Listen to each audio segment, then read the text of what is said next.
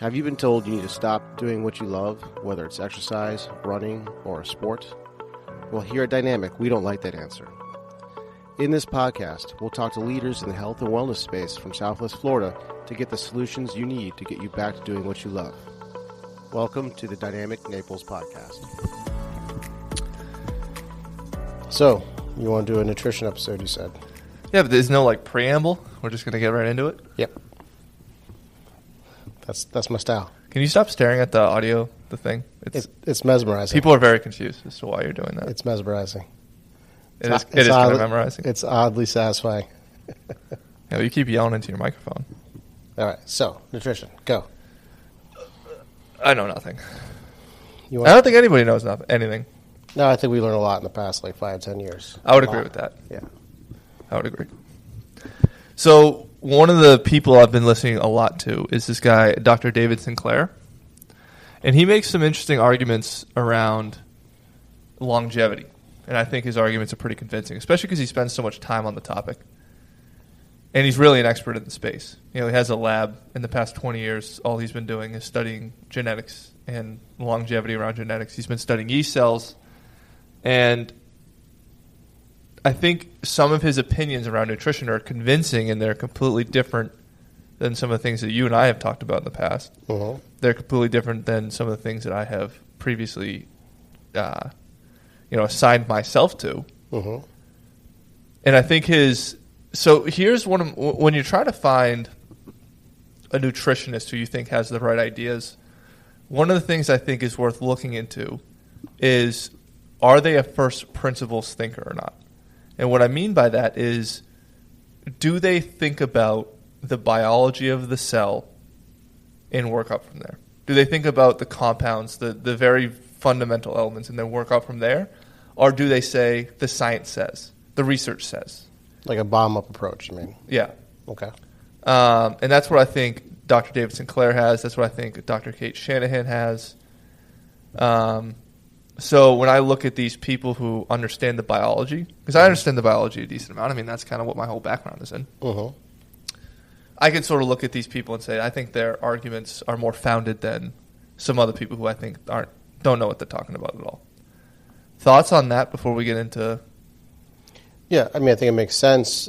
It makes sense to study the biology, see the mechanism behind it, and then build studies off of that. I think that's what you're getting to.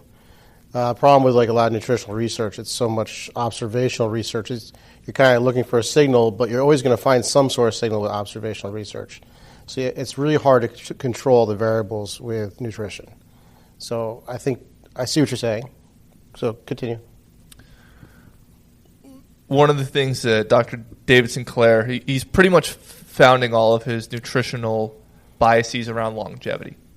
So he really cares about making humans last as long as possible, because he's not convinced that there is anything holding us back from living really infinitely long. There's no law that says we have to die. There's no law that says we have to age.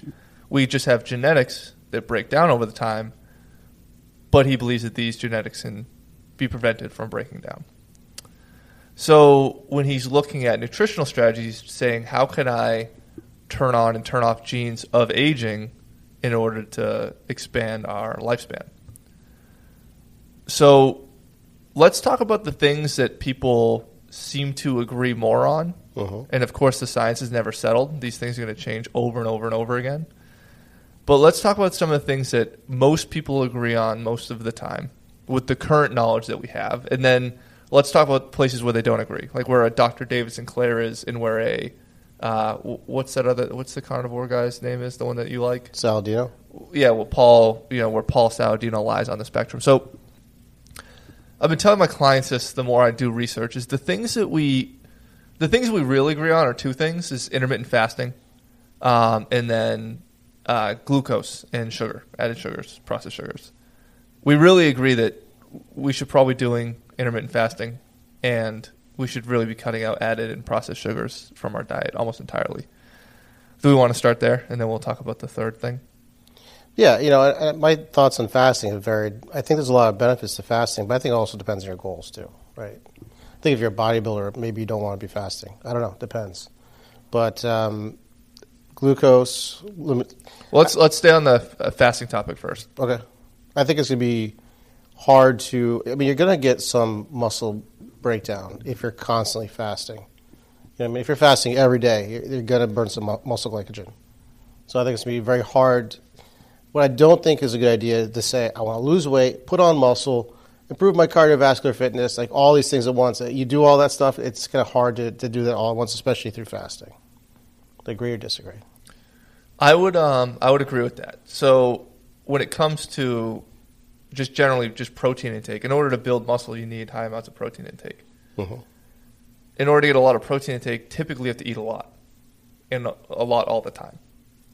I don't think it's most people's. I find just very few people who it's their goal to be as big as possible, as strong as possible, like the strongest person they can be.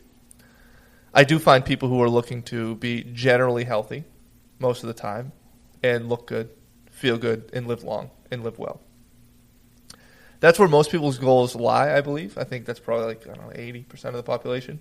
And then you have some people who just want to be really big, really strong, and do CrossFit tournaments or do this thing or do that thing. So you're going to have to make some adjustments to their nutrition. Let's stay on how do we... Hold on just one second, because I want to refine my point just a little bit. Okay. I think it's very hard to put on muscle if you're doing exercise in a fasted state. Because that's what I see people doing a lot is like fasting and working out with the idea of burning more calories and somehow putting on mass at the same time. I think that's difficult. Yeah, I don't think you're going to put on mass if you're eating a calorie-restricted diet and then also restricting those restricted calories into a restricted window. I know that was a lot of the word restricted, but intermittent fasting. So let's just talk about what intermittent fasting is, what the potential benefits might be, and then who it might be for. So intermittent fasting is eating fewer meals throughout the day and eating in a very tight window of time. Uh-huh. So really the minimum is 16 hours. So you have an 8-hour window to eat, let's say between 12 p.m. and 8 p.m. But really ideally is more like 20 to 22 hours of fast. And then you're eating 2 meals a day or 1 meal a day. Uh-huh. The Dr. David Sinclair thinks that the less is the better. So having 1 meal a day is better than 2. When it comes to, can you snack? Really, you should be getting all of your calories from large meals. So let's say you do a 18-hour fast. You're having a lunch and a dinner. Let's say it's 12 to 8 or 2 to 8. You're having a large lunch and then a large dinner. And let's say you're just doing a 22-hour fast or 23-hour fast and you're just having dinner. Now you're having a giant dinner. Now, the one distinction that Dr. David Sinclair would make would be you need to have adequate calorie intake even though you're eating in this restricted window. So let's say your maintenance caloric intake should be 1,800 to 2,200 calories. You should have all those 2,200 calories in that 1 meal or in those 2 meals. You're not eating these small little meals as your 2 meals. You're eating large meals as your big meals, which is counterintuitive to what we've been taught that's beneficial to a good metabolism. We thought we were supposed to eat a whole bunch of little small meals all the way throughout the day. Right. The whole, sticking a log on the fire analogy. Yeah. The eat 6 meals a day is completely backwards from that. Yeah. I always think insulin, right? So the other thing, too, is one large meal, is it going to just jack your insulin levels? Is that good? I don't think so. I don't know. I think this might be person dependent too, and maybe not a strat. I don't think eating one large meal a day for your whole life is a good idea. There might be periods where you can use that as a tool, but I don't know. I'm skeptical. Right, you could be skeptical. Why are you skeptical? Well, kind of like what I was just saying, the insulin thing. I just if you're going to have a huge meal to get all 2,000 or whatever your needs are calories. First of all, that's a lot of calories in one sitting, right? And then you're going to have a massive insulin spike. So he actually agrees with you on the idea of metabolic flexibility. Uh-huh. And his claim is that when you have a large meal and then you fast for a long period of time, your body knows how to operate in both states with this high glucose insulin spike and then with none. So your body can get the energy it needs from its fat stores when you don't have any food. And then when you spike it with carbohydrates and glucose, it's able to operate and utilize those energy stores as well. Is that so? To your point of metabolic flexibility, he would say that would actually be the better strategy. And I think I agree with him there. What if you took somebody who was not metabolically flexible and tried to, is that his solution? To improve metabolic flexibility, adopt this 1 meal a day thing? Yes. That seems like a drastic thing. So think about like, all right, to take an analogy, shoe wear, right? Someone who's got a lot of stiffness in their ankle and they're missing a lot of dorsiflexion, and you put them into suddenly a flat shoe.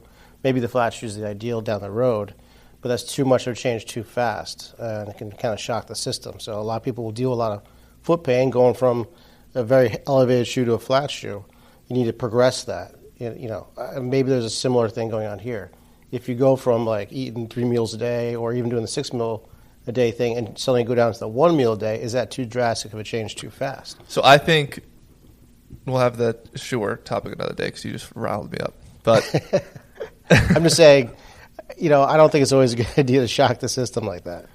So here's where I think you would have a big problem with. I think it's progressive. I don't think you take a person who has 4 meals a day and also snacks in between down to a 1 meal a day type approach. I think you first try to eliminate the snacking. That would be the first thing, is just get them to meals. Uh-huh. Then get them to 3 meals. Then get them to 2. Then probably get them to 1 after that. Because you do get hungry. And you have to learn how to handle hunger. And we'll talk about why hunger might be important here in a moment. So, no, I don't think you cut a person who's 4 meals a day plus snacking down to 2. Or even, down to 1 or even 2. So when it comes to getting to that point, though, there are strategies you can implement to deal with just the mental battle of I'm hungry, I want to eat. Mm-hmm. You drink a lot of fluids, and then you have a small amount of high protein intake if you really need it. So like a handful of nuts. Uh-huh. And then you wait. And then usually after that, you're pretty okay to continue on. But I'm not sure I see the negative in shocking the system like that, other than the person's probably hungry. They get hangry, right? They get angry because they're hungry. And they might have some energy level issues as a result. Just because they aren't metabolically flexible. They can't access the fat stores that they should be using to get through that fasting period. So to be hungry is like, basically your body's like, I need energy, right? So if you're coming from the paradigm of eating like 6 meals a day or 4 or 3, whatever it is, you're probably eating a fair amount of carbs to fats ratio, right? Because it's not like you're going to eat a piece of steak 6 times a day.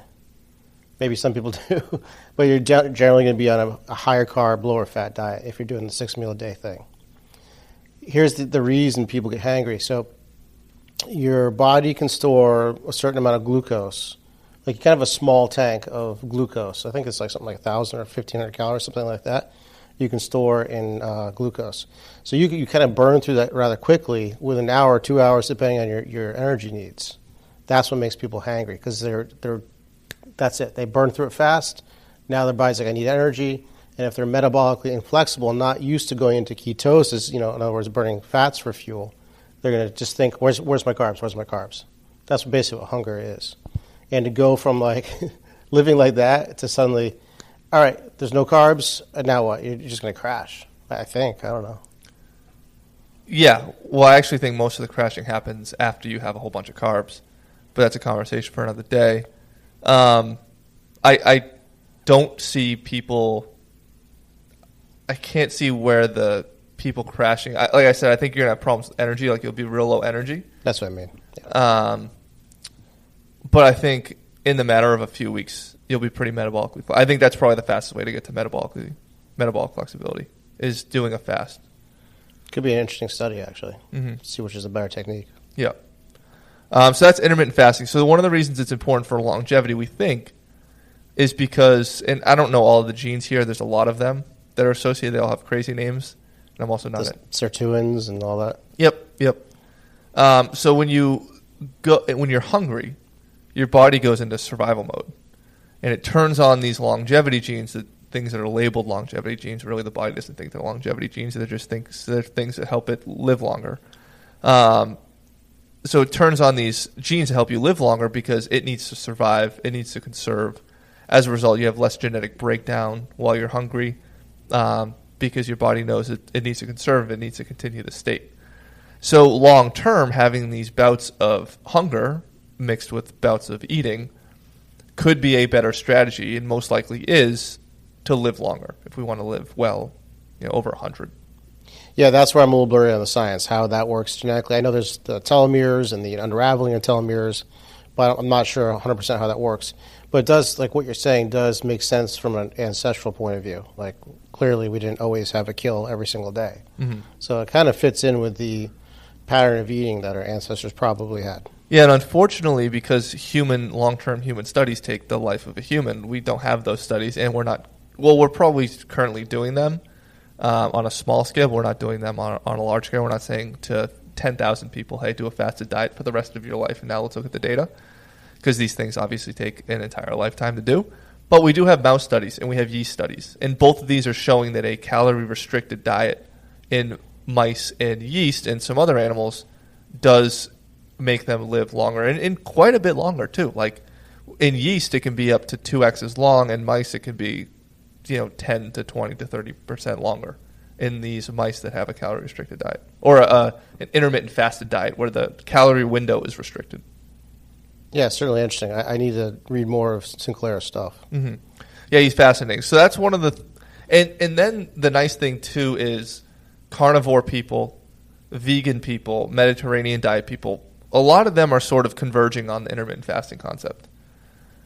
There's not a ton of arguments there. Where there's a ton of argument is like protein intake, which we'll talk about here in a second. But let's talk about sugar. And you know more about sugar than I do, so I'll let you take the wheel. So when you say sugar, you mean glucose. Mm-hmm. That's the main molecule we're talking about. Glucose makes insulin be secreted by your pancreas, so it can get out of your bloodstream into your muscle glycogen and your liver glycogen. The problem with that is if you have a high-carb diet for most of your life, you are constantly secreting insulin, and over time, it can cause a whole cascade of issues. You don't want too much insulin. Insulin makes you obese. So people think that being obese makes you diabetic. It's kind of the other way around. Diabetes makes you obese. But it has an effect on just about every single organ and tissue in your body. That's the very general overview. So you want to always improve your insulin sensitivity. And that's one of the keys behind intermittent fasting is once you've burned through your glucose that's available, now you have to burn your fats, and that will improve your insulin sensitivity. So that's the general overview. Yeah, so the things we want to stay away from are candies, desserts, just processed foods with added sugars. Just stay away from them. Don't put sugar in your coffee. Just drink it black, right? The goal there is to get caffeine, not a whole bunch of sugar spike. But it's hard to do those things. It's hard to stay away from sugars and desserts and candies. So that's where I like Saladino's thoughts, because he talks about using honey way more. Because he brings the point that glucose in the natural matrix it comes from, like honey, operates different in the body than like a processed sugar. So I don't think it has the same glycemic index. So I think there's a lot of value in honey too. So I do like his thoughts on that. Yep, and the same is true with fruit. There is a difference in those glucose molecules that come from these natural sources. For these processed ones, I wish I had the science. Maybe we could do a whole episode on glucose at some point. It'd be good for I think it's more fructose and fruit, but sort of same idea. The fructose and matrix. Yep. So we could definitely talk about that at some other time. But a Mediterranean diet person, a vegan person, and a carnivore person can tell you, stop with the candy, stop with the sugar, stop with the dessert. And the tough thing there is it's hard to get rid of those cravings. And the thing that people love is quote unquote balance, right? They love a balance. Well, I don't want to cut that out because I want balance. That sounds like a miserable life if I just don't have all these yummy things that I like to eat. Well, okay, but what about when you're 80 and you're in terrible health and you're looking back at your 30-year-old self and you're like, well, that person wanted balance and I want to feel better. Yep. I think the concept of balance really starts to break down when you start to think about living well long term. Oh, absolutely. Like you talk about balance. You don't want diabetic neuropathy, then you lose your balance, literally. But you find substitutes, and it's probably not substitutes. It's the food we were naturally eating for thousands of years. We've somewhat recently substituted with all the crap. Mm-hmm. So what I'm talking about is getting back to eating honey with instead of a processed sugar. Like my wife likes, she makes yogurt with fruit and some honey on it, and that's her dessert, and she loves it. Mm-hmm. That's a very simple fix. Yeah, and for me too, it's like, I don't really care. So the other day, I'll tell you a little story. The other day I dropped my lunch. This was last week on Thursday. I heard about it. It was very sad. Yeah, traumatic. Yeah, I was just taking it out of the microwave and I knocked it on the side. We have this high table right next to us, and I just knocked it on the side of the high table, and it fell right to the ground, and it was heartbreaking. I did cry. Were you hangry? Oh no, I don't get hangry. What was the meal? It was steak and vegetables. Okay. And I love what I eat every day. I eat the same thing. And as a result, the only food near me, we have a Panera, we have a tropical smoothie, and a Five Guys. And I think Panera is terrible. I think everything that they make is the most boring thing, and it's just all bread and then nothing else. I think tropical smoothie is the most ridiculously expensive waste of money ever. And everything they make has chicken in it, and chicken upsets my stomach, so I had to go to Five Guys. And honestly, the more and more knowledge I have around these vegetable oils, these seed oils, which is something we're going to talk about, and just this processed stuff, like the less good a Five Guys burger tastes to me. So I had the Five Guys burger, and the whole time I was thinking I'd rather be eating the lunch that I had prepared for myself. So yeah, you sort of get to this point where you have more knowledge, and these things that you thought once tasted good because you ate them all the time and now you crave them, now seem completely lame. It's like when you finally cut out Instagram. So when you stop watching so much Instagram, and then you start reading more books, all of a sudden when you watch a video on Instagram, it just looks stupid to you then. The same thing is true with your diet. If you just switch the diet from the stuff you're not supposed to eat, the stuff that you're supposed to eat, your body starts craving that. And then the knowledge of how bad the other stuff is makes you not want it quite as much. Well, not to mention that you start feeling different too, right? So suddenly you're like, I feel much better, I have better energy. You didn't realize that you were feeling horrible all this time. Yep. And then once you have that, a side of fries or whatever, you're like, oh man, that just killed me, or I need a nap, or I feel like crap. And then you start to tie the negative association with that food, and then you just don't want it anymore. Yeah, and the same thing is true with a lot of smokers. So my mom was a smoker for like 30 years, and she quit a whole bunch of times, as we often do when we try to break a really hard habit like that. And she finally has quit. She hasn't smoked a cigarette, I think, in like 3 years. And whenever she would quit before, like the smell of a cigarette, the thought of a cigarette was enticing to her. But she used to get this really terrible smoker's cough. She didn't really know what it was from. She just had a cough. And obviously it was from smoking, but she didn't associate the two things. Uh-huh. So finally, after a year of not smoking, this was her longest bout, which is this current bout, but after about a year of it, she realizes the cough was come from the smoker's cough. And so all of a sudden, because she had this terrible negative association that, okay, I don't have this cough anymore, this is amazing, cigarettes started to smell bad to her. Like the idea of a cigarette was gross. So again, like it was something she did for 30 years. Like cigarettes used to be this amazing fix for her. They used to smell good. They used to taste good. Now it's the exact opposite just because of the knowledge. It's like that time you got really drunk on Goldschlager in college, John, and you puked all over the place, and then you have that negative association. Sounds like not my story. Not mine either. We'll have to bring Andrew in so he can tell us that one. Look, life is not about balance, in my opinion. It's about maybe a balanced, calm mind, but it's not really about balance in your lifestyle. Really, if you want to live long and live well, and you want your 90-year-old self not to be yelling at your 30-year-old self, you can't have a balanced life. Okay, interesting point. So you got to be a real Spartan in life, you think?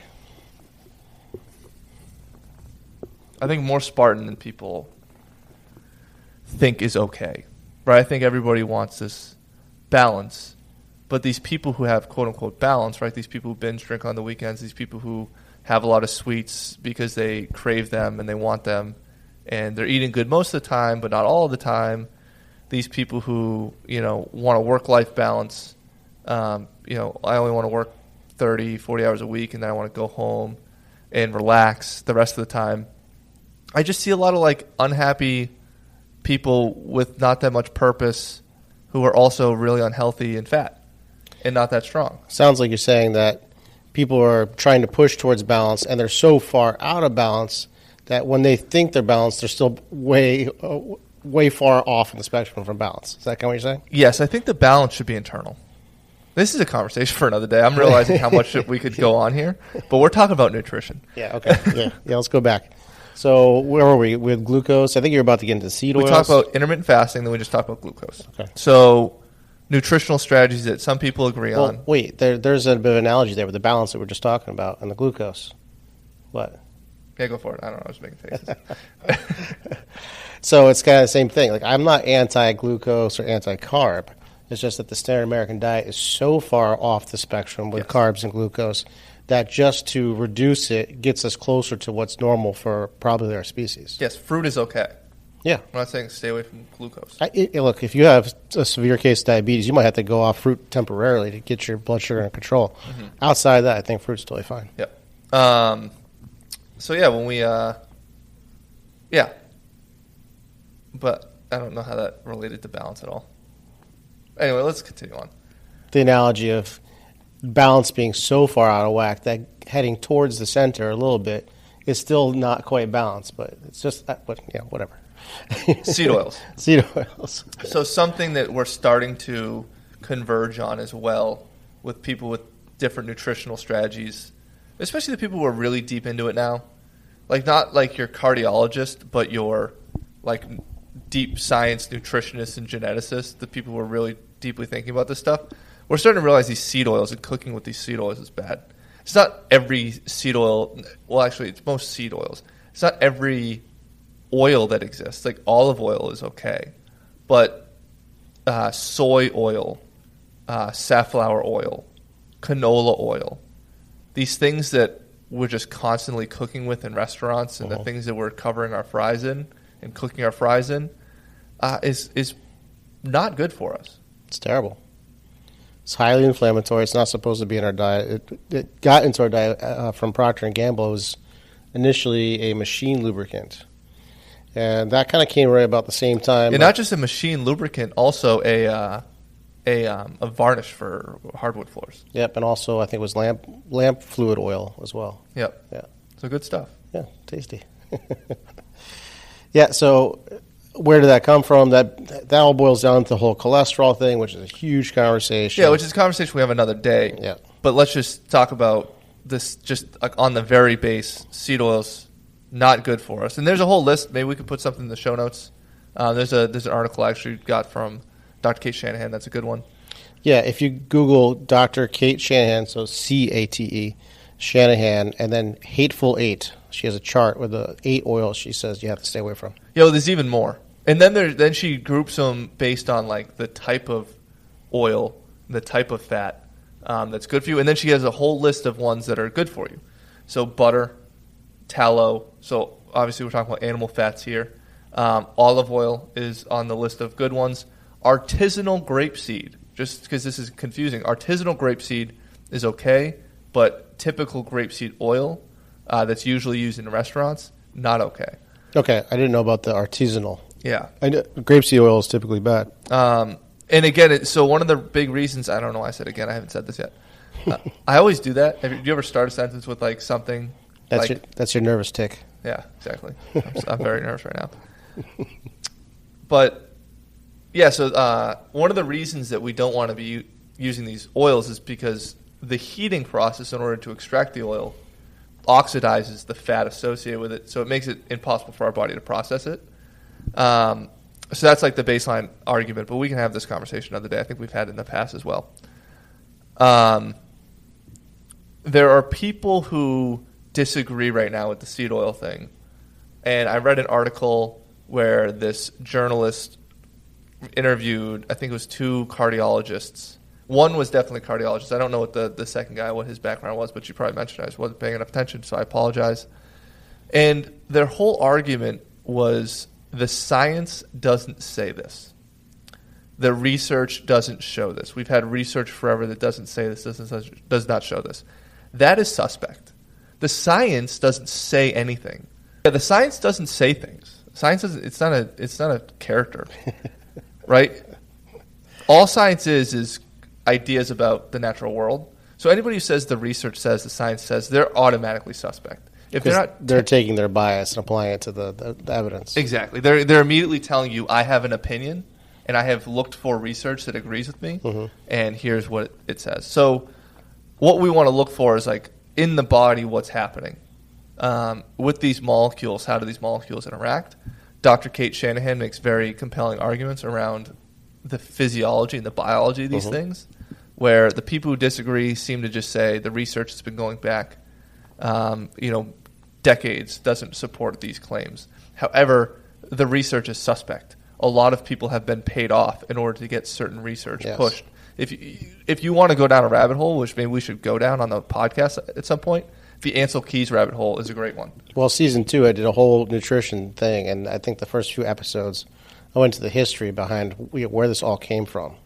But yeah, you're right. There was a lot of people paid off. Big Sugar got involved, and it was in their best interest to blame fat instead of sugar. So they paid some researchers at Harvard a bunch of money, and that's where it all starts from. This is kind of my point about the cholesterol thing.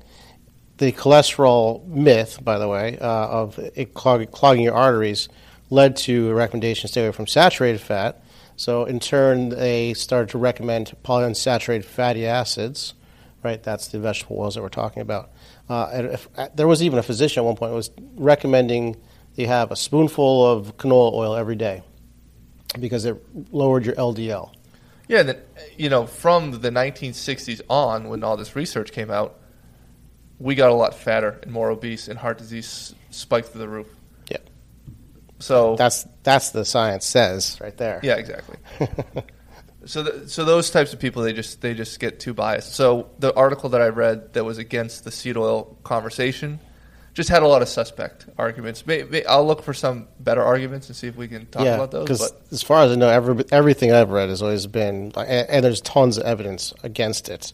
It seems like everyone's on the same page as seed oil. So who wrote that article? Do you know? It was consumerreports.org.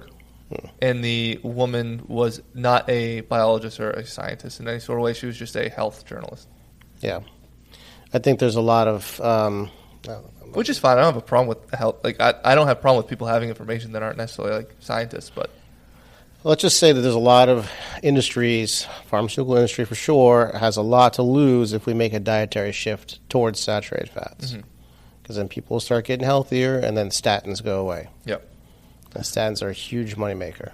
So we've talked about some things that I think you can sort of start implementing into your life without much concern of you being wrong, right? Intermittent fasting, which it sounds like you and I disagree a little bit on, just because maybe some people making that shift will be a little challenging. But I just think it depends on your goals. So let's talk about the goals here in a second when we start to talk about content. But intermittent fasting, depending on your goals, but for most people, most of the time, we're talking about longevity. To be more metabolically flexible, that's probably a good strategy. Eliminating processed sugars from your diet. So stop eating candies and desserts. And then stay away from these seed oils. Cook more with butter, tallow, olive oil would be fine. Those would be okay. And those are very common. Like, it's very easy to get olive oil and butter if you want to cook with something that you don't want to cook with vegetable oil. Yeah, I prefer butter to olive oil, not because just the taste, but I think it's actually better for you. But I was going to say, I would say the number one thing to eliminate from your diet is the seed oils. So the hateful eight that we talked about, that's the number one thing to remove. Greater than, I think, processed sugars. All right. Well, that's a statement. Yep. And you can either listen to them or not. But either way, do both things. Just do both. If you do those two things... Well, they tend to go together anyways. True. But because every time you look at the package of like a candy bar or something, it's just filled with those seed oils. It's always canola oil and everything. I was having these Belvita crackers. They're supposed to be like healthy crackers. No. Just canola oil, vegetable oils. It's all over the place. All these fake meat stuff, these meat analog burgers and stuff, horrible. Yep. Loaded with these oils. Do not eat those. So that's that. And I think, look, if you did those two things and you didn't do intermittent fasting, you're covering a lot of bases. For longevity, I do think, I'm getting more and more convinced that intermittent fasting is the way to go, but we might be proven wrong at some point. Who knows? Moving on into the contents of your diet. There are really smart people who know the science, like Dr. David Sinclair, who think you should be vegan, who think that's the gold standard. He's also prescribing the Mediterranean diet because he thinks it's, good, quote unquote, a good balance. And then, he says that your fat should be olive oil. And then there's people who are smart and who know the science, who think you should have a high-fat, low-carb diet. And then there's also smart people who are doing a carnivore diet. So you have this giant diametrically opposed groups of really smart people. Well, what does that tell you? We just don't know right now. But we can have an opinion. Well, I will tell you that if you're a vegetarian, vegan, you're going to have nutritional deficiencies. There's certain things you just cannot get from plants only. And there will be supplements you have to take. The fat-soluble vitamins A, D, E, and K, you're going to be deficient. Iron, you can get non-heme iron from... What did you say? Iron. You said iron. Iron. Okay, iron.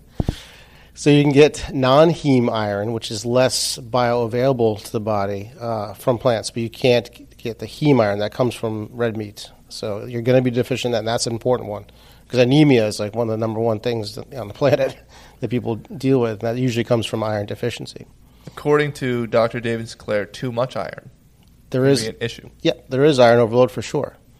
But you're definitely going to be iron deficient unless you supplement for it if you're a vegetarian or vegan. B12 is the other big one. So you can't get that from plants. And I'm going to do more research into his claims because he seems to have some good answers around some of these ideas. But I'll take you on your word for it as far as vegans go. Those would be the things to watch out for.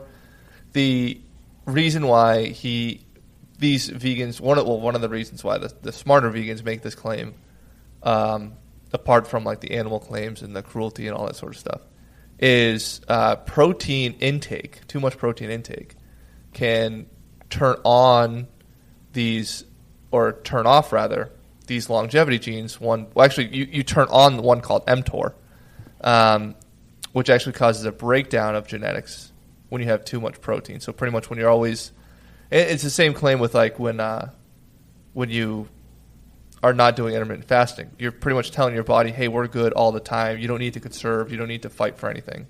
So when you have too much protein, the same thing is true. Your body doesn't need to conserve anything, doesn't need to conserve muscle, doesn't need to conserve its cells, it doesn't need to build more mitochondria. You always have enough ready to go. So that would be the claim from the vegan as to why a vegan diet is better for longevity versus a high-protein diet, like an all-meat diet. Yep. Well, I know that just about everything nutrition, and the iron is a good example, exists on a U-shaped curve. So too much or too little are bad. You want the sweet spot, right, that Goldilocks zone. That's the U-shaped curve. So not enough iron, you have iron deficiency. Iron overload can definitely exist. We should do a whole podcast on iron overload, by the way, because I think a lot of people don't even know about that. Mm-hmm. So I didn't know about it until I listened to it on that podcast. Oh yeah, it can like basically cause your organs to rust. That's crazy. Right? That's what iron does. Anyways, so where was it going? So I don't know enough about the mTOR system. I've certainly heard about it through Sinclair.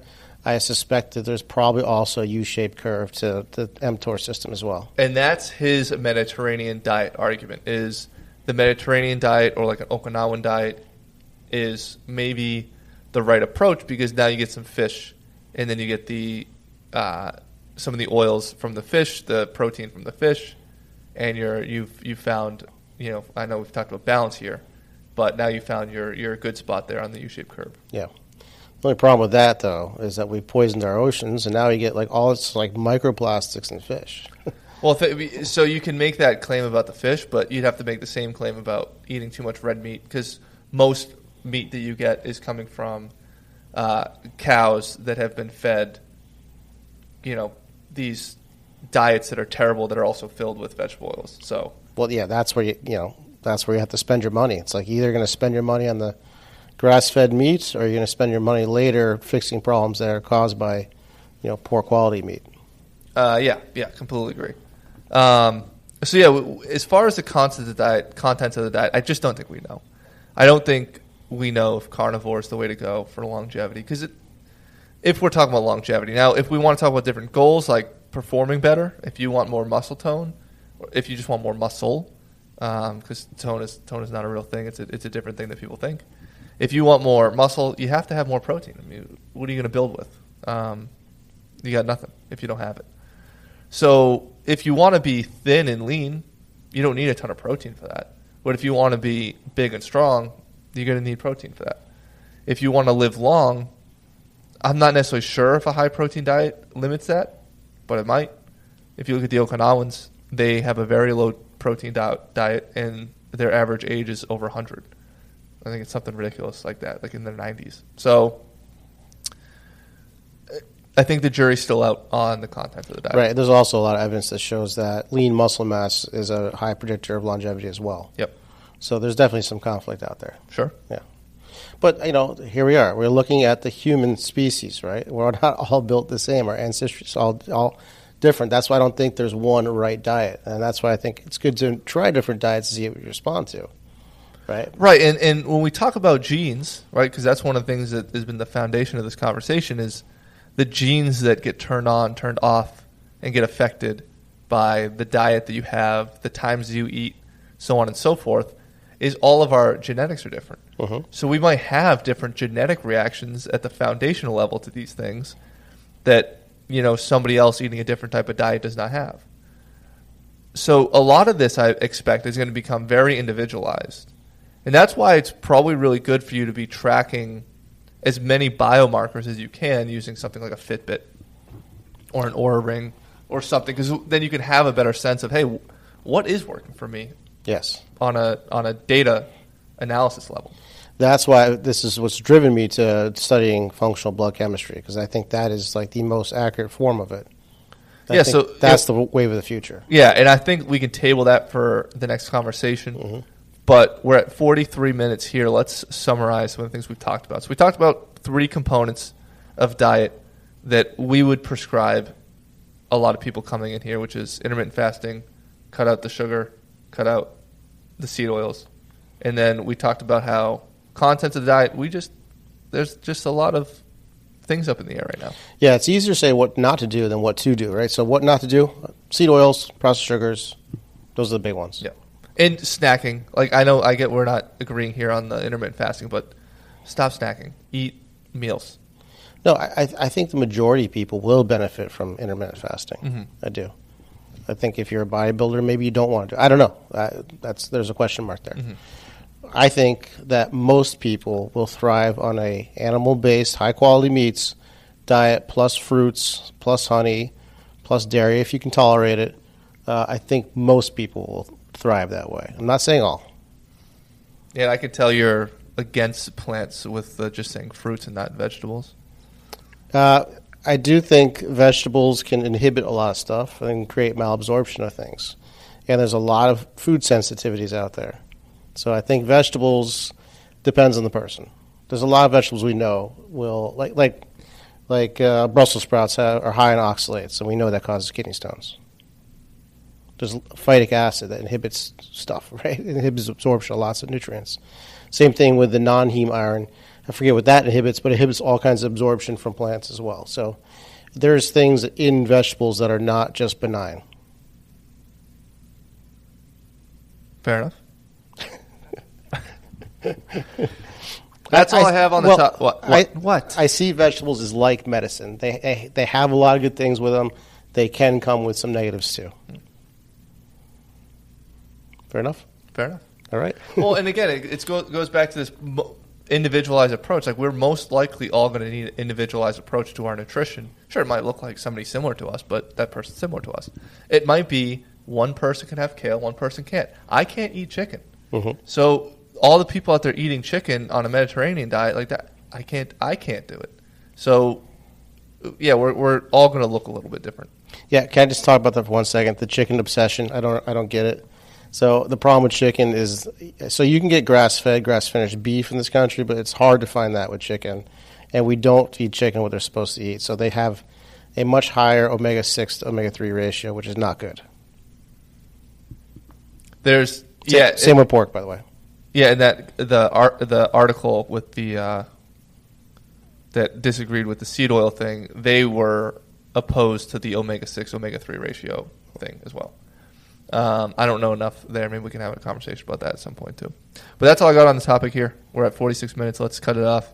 And hopefully that was helpful to some people out there. We probably just confused everybody. Yeah, don't worry about the omega-6 thing at the end there. Just worry about the fasting, the sugar, and eat tons of vegetables and go from there. Eat stuff that's one ingredient. Eat stuff that's one ingredient. Eat stuff that you buy and you cook that didn't come from a package unless you put it in the package. Like if you put it into a bag at the grocery store, that's a lot better than if it came out of a bag. Good roll. Wow, that's a good one right there. Good line right there. I'm gonna trademark that. All right, John, let's wrap it up. All right. Do you have unexplained pain, or do you wonder just how healthy you are? When was the last time you had your blood tested? Blood chemistry analysis is a great way to stay ahead of any health conditions, and now you can have control of your health with Let's Get Checked. Let's Get Checked is an incredible company that sends blood tests to your home. You can choose from over 30 different tests, whether that's liver function, testosterone, micronutrient, cholesterol, or C-reactive protein, which is a marker for inflammation. It's sent to you with free shipping, and you get your results in 2 to 5 days, no physician referral needed. Use the code DPT30 for 30% off. Go to letsgetchecked.com and use the code DPT30. Did you know that you can get started with physical therapy without a physician's referral? Physical therapists don't just solve pain, we get down to the root cause and keep it from coming back. We also discuss all things health, such as nutrition and lifestyle changes. If you feel that you could use some help, let's get on a free consult call. Go to www.dynamicnaples.com and sign up for a free call. Also, if you like this podcast, please give us a rating wherever you listen to podcasts. It helps us spread the message. Thanks for listening, and we'll see you next week.